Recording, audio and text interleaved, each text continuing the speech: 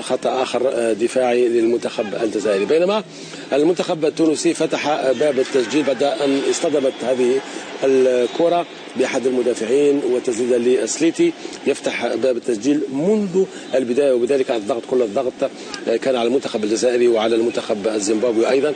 وهذا هدف ثاني للفنان طبعا مساكني، خذ وهات، ووجد نفسه وجها لوجه ليفتح يسجل الهدف الثاني في الدقيقة 22.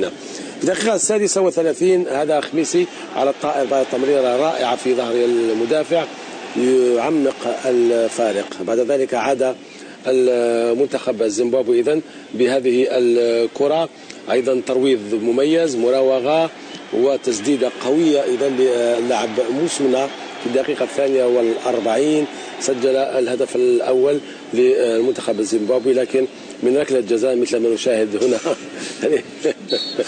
لا يحدث هذا إلا في إفريقيا. الخزري إذن يسجل من ركلة جزاء 4 أهداف مقابل هدف واحد إذن. والترتيب إذن